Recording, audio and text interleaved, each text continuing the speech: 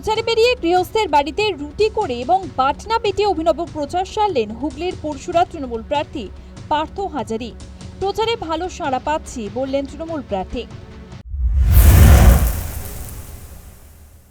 মানুষের বাড়ি বাড়ি যে আমাদের ভোট উন্নয়নের কথা বলে আমাদের ভোট চাইছি। ভোর 5:30টার সময় যে আমার দলের কর্মীরা বাজারে গেছে, কি উৎসাহ আপনি ছবিগুলো দেখলেই বুঝতে পারবেন। আমি কৃষকের ঘরের ছেলে, আমি গ্রাম বাংলায় থাকি। আমার মাটির গন্ধ, আমাদের সকলের মা মাটি, মাটির সরকার। নরেন্দ্র মোদী জিন্দাবাদ, শুভেন্দু সরকার জিন্দাবাদ। বেহাল রাস্তায় জলকাদা জমে পায়ে হেঁটে বা গাড়িতে চলাচল করা যাচ্ছে না। বাধ্য হয়ে সাইকেল চালিয়ে প্রচার সারছেন কুমারগঞ্জের মাদারগঞ্জ এলাকার বিজেপি প্রার্থী শুভেন্দু সরকার। শুধু সাইকেল চালানোই নয়, গ্রামের রাস্তার কাজে সাহায্য করতে বেলচা হাতে রাস্তা ঢালাই বিজেপি প্রার্থীর। খোদ প্রার্থীকে রাস্তা ঢালাইয়ের কাজ করতে দেখে অবাক স্থানীয়রা। আজকে বটুন অঞ্চলে বিভিন্ন গ্রামে গ্রামে ঘুরছি। এখানে এসে দেখছি যা অনুন্নয়নের ব্যবস্থা, রাস্তাঘাটের যা করুণ দশা, তাতে আমাকে 4 চাকা ছেড়ে কখনো মোটরসাইকেলে চলতে হচ্ছে, কখনো সাইকেলে, কখনো পায়ে হেঁটে যেতে হচ্ছে। এবং রাস্তার মধ্যে দেখতে পেলাম গ্রামবাসীরা নিজেদের উদ্যোগে ঢালাই রাস্তা করছে। সেই ঢালাই রাস্তায় নিজেও আমি একটু হাত লাগালাম।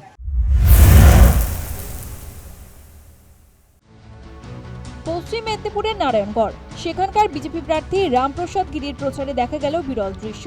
প্রচারের মাঝে হঠাৎই সেলুনে ঢুকে খদ্দেরের দাড়ি কামিয়ে দিলেন তিনি।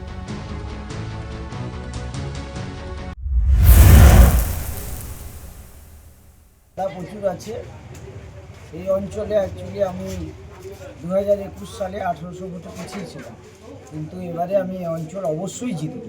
তারা জিতেই আমাদের যে কর্মীরা আছে তারা অত্যন্ত পরিশ্রমী, আমাদের কার্যকর্তারা অত্যন্ত ভালো কাজ করছেন, মানুষের ধরে ধরে ইতিমধ্যে তারা পৌঁছেওছেন, আমরাও যাচ্ছি, প্রচুর সাড়া আছে এবং এটা আমরা জিতেই দেখাবো।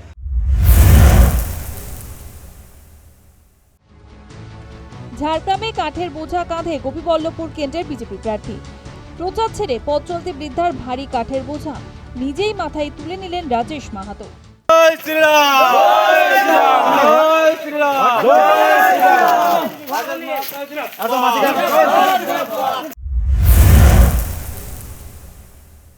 একজন বৃদ্ধা, যেটা জঙ্গলমহলে খুব পরিচিত দৃশ্য আর কি বলতে পারেন, চিরন্তন আর কি, ট্র্যাডিশনাল একটা পিকচার।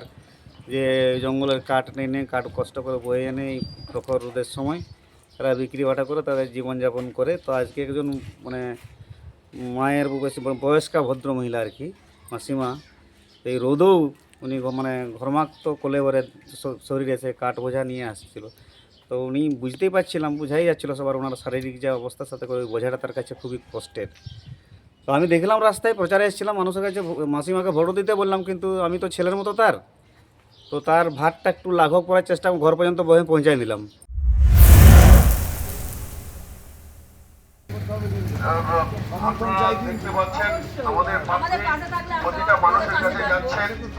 সাত সকালে রাজারহাট গোপালপুর বিধানসভা কেন্দ্রে সিপিএম প্রার্থী শুভজিৎ দাশগুপ্ত ঢুকে পড়লেন বাড়ির হেসেলে।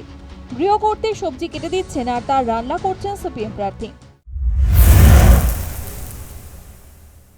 এসলাম, দেখি যে বৌদি মোচা ছাড়াচ্ছে, তা আমি বুঝলাম যে এটা একটা প্রতীকী, যে যেভাবে মোচার মধ্য থেকে অপ্রয়োজনীয় জিনিসগুলো বেছে বেছে ফেলে দিতে হয়, তো এইভাবেই এবারে রাজারহাট গোপালপুরের যে দুর্নীতি, যে তোড়াবাজি, যে মানুষের সব সিন্ডিকেট দৌরাত্ম, সেসবগুলো একে এক করে বেছে তুলে ফেলে, উপড়ে ফেলে রাজারহাট গোপালপুরকে সন্ত্রাস মুক্ত, সিন্ডিকেট রাজ দৌরাত্ম মুক্ত, তোলাবাজ মুক্ত করাটাই হচ্ছে আমার লক্ষ্য।